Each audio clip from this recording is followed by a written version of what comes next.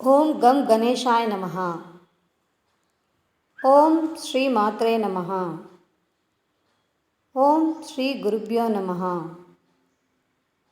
నాకు జ్యోతిషం విద్య నేర్పినటువంటి పూజ్యులైన నా గురువుగారు నారాయణ పండిట్ గురువు గారికి పాదాభివందనములు. నా పేరు జయలక్ష్మి.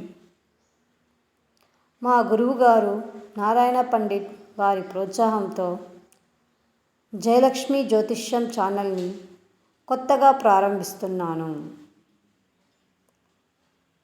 జ్యోతిష్య అభిమానులందరూ నా ఈ ఛానల్ను ఆదరిస్తారని భావిస్తున్నాను. ఈ వీడియోలో మనము ఒక వ్యక్తి మరణించిన తరువాత ఆ వ్యక్తికి ఉన్నతలోక ప్రాప్తి ఉంటుందా లేదా అనే విషయాన్ని తెలుసుకోవడం ఎలాగో ఈ వీడియోలో వివరిస్తాను, చూడండి. ఈ వీడియోలో ఒక వ్యక్తి చనిపోయిన తరువాత సంతానం వలన కర్మకాండ సరిగా జరిగి వారికి శ్రాద్ధక్రియలు అన్నీ సరిగా చేయడం వలన చనిపోయిన వ్యక్తి ఉత్తమలోక ప్రాప్తిని పొందుతాడు అని, లేదా అలా సరిగా చేయకపోయినా, మగ సంతానం లేకపోయినా, లేదా ఉన్నవారు సరిగా చేయలేకపోయినా వారికి ఉత్తమలోక ప్రాప్తి ఉండదు. ఇదే విషయాన్ని మన పురాణాలలో అపుత్రస్య గతిర్నాస్తి అంటారు. మన జాతకంలో మనకు సంతానం వలన ఉన్నతలోక ప్రాప్తి ఉంటుందా లేదా అనే విషయాన్ని తెలుసుకునే మార్గాలు కొన్ని చెప్పారు. అందులో ఈ గ్రహ కలయిక ఒకటి. మన జాతకంలో ఏ లగ్నానికైనా మోక్షస్థానాలు 4, 8, 12 స్థానాలు. ఇవి లగ్నం నుండి కానీ లేదా రాశి నుండి కానీ ఈ భావాలను గురువు చూడాలి.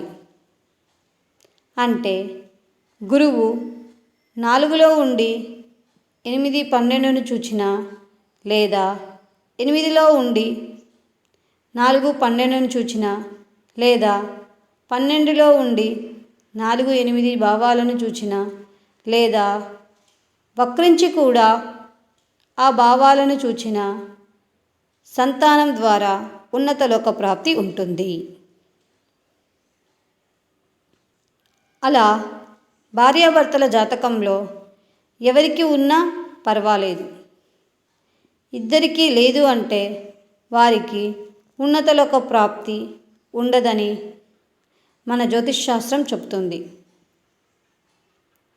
ఉన్నతలోక ప్రాప్తికి ఇది ఒక మార్గం మాత్రమే. ఇక్కడ భార్యాభర్తల జాతకాలు ఇచ్చాను, చూడండి. భర్త జాతకంలో గురువు చంద్రుడి నుండి 4వ రాశిలో ఉంది. అక్కడి నుండి 5వ దృష్టితో చంద్రుడి నుండి 8వ భావం కుంభరాశిని చూస్తున్నాడు. 9వ దృష్టితో చంద్రుడి నుండి 12వ భావమైన మిథున రాశిని చూస్తున్నాడు, చూడండి. ఈ విధంగా 4, 8, 12 భావాలు చంద్రుడి నుండి గురువు చేత చూడబడి ఉన్నాయి, గమనించండి. భార్య జాతకంలో కూడా చూడండి. ఈమె జాతకంలో కూడా చంద్రుడి నుండి గురువు సింహరాశిలో వక్రీగా ఉండి, వక్రీగ్రహముగా చంద్రుడి నుండి 4వ భావమైన కర్కాటక రాశిని వక్రించి ప్రభావితం చేస్తున్నాడు. వక్రీగా కర్కాటక రాశి నుండి 5వ దృష్టితో చంద్రుడి నుండి 8వ భావమైన వృశ్చిక రాశిని చూస్తున్నాడు. అలాగే కర్కాటక రాశి నుండి 9వ దృష్టితో చంద్రుడి నుండి 12వ భావమైన మీనరాశిని చూస్తున్నాడు.